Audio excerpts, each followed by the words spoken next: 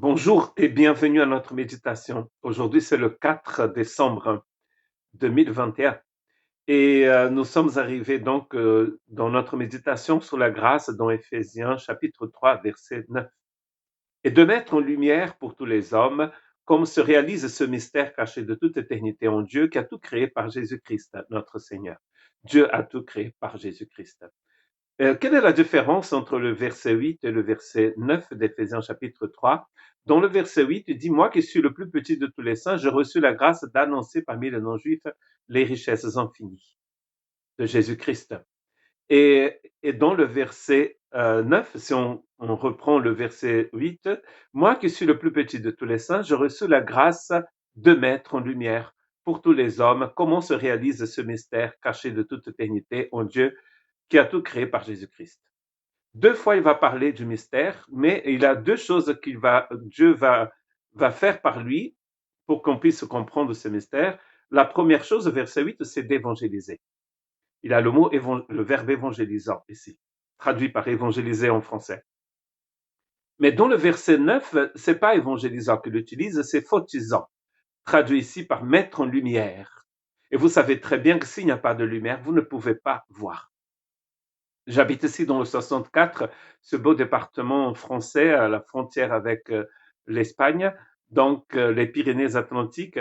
Et quand nous sommes arrivés ici, on nous a dit qu'il fallait à tout prix qu'en hiver, au printemps, nous puissions aller à Pau, donc la préfecture du département, pour voir une vue magnifique depuis l'esplanade des Pyrénées, des montagnes couvertes de neige. Et d'ailleurs, plus tard, nous avons notre fille aînée qui est allée faire des études à l'université de Pau. Donc, on a eu la joie de voir ces montagnes. Mais la première fois qu'on est allé à Pau, en hiver, pour voir ces montagnes, nous sommes arrivés donc au centre de Pau. On nous a dit, depuis le centre, vous voyez toutes les montagnes. Mais nous, on voyait rien. C'était tout couvert, c'était tout noir. C'est comme s'il n'y avait aucune montagne, si rien n'existait. Il n'y avait que des nuages, de la grisaille, tout était couvert. Et la lumière ne pénétrait pas cette couverture pour réfléchir, pour qu'on puisse voir les montagnes couvertes de neige. On est rentré à la maison, ici au Pays Basque, à Bayonne, à l'époque on habitait à Bayonne, comme si on n'avait rien vu du tout, comme si les montagnes n'existaient pas. La lumière n'arrivait pas à traverser ces nuages qui étaient là, qui couvraient, qui faisaient un genre de rideau devant ces montagnes. Bon, un jour, finalement, on est allé dans la région, dans le Béarn, et nous avons finalement vu ces belles montagnes que nous essayons de visiter au moins une fois par an, notamment à cette époque de l'année où elles sont couvertes de neige. Et donc, ce que Paul est en train de dire ici, c'est que Dieu doit mettre cette lumière dans notre cœur pour que nous puissions voir ce mystère. Déjà, le mystère du Christ, mais le mystère de l'Église aussi. Comprendre qui Christ est et qui nous sommes en lui, et ensemble aussi. Je voudrais lire avec vous trois autres textes où le même verbe apparaît, photisant.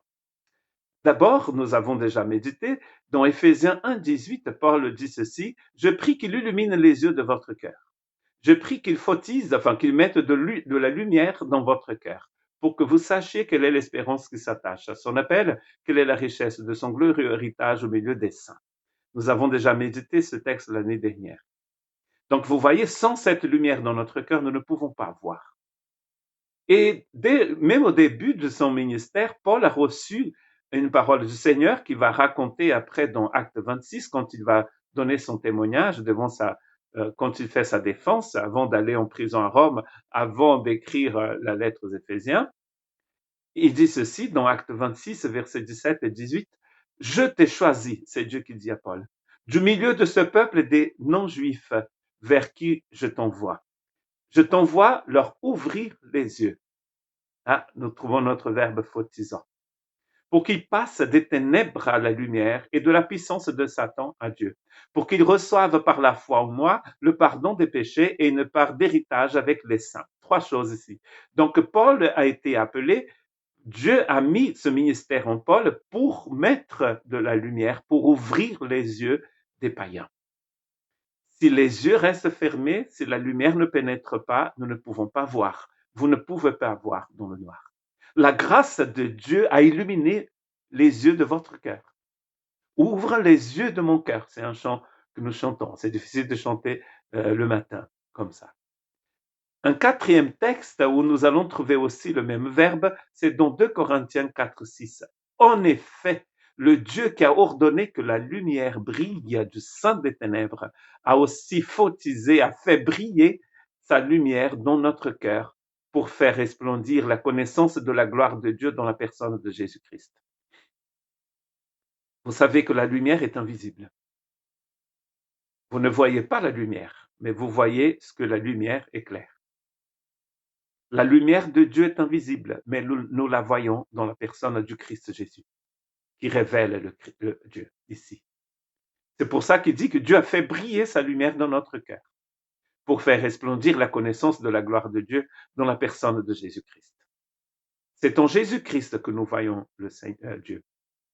Et c'est en Jésus-Christ que nous pouvons avoir les yeux ouverts pour voir le mystère caché de toute éternité. Le mystère du Christ est celui de l'Église. La grandeur de ce Christ et l'importance de cette nouvelle humanité. S'il n'y a pas de lumière qui brille dans votre cœur, vous ne pouvez pas voir Dieu. Que Dieu puisse vous aider en 2021 à voir. Vous voyez peut-être les belles plages du Brésil, si vous habitez au Brésil, les montagnes du Brésil et de la France et du Portugal, enfin de là où vous êtes. Vous voyez beaucoup de choses, vous voyez les personnes que vous aimez, mais c'est encore plus important de voir le Christ. Que Dieu vous bénisse.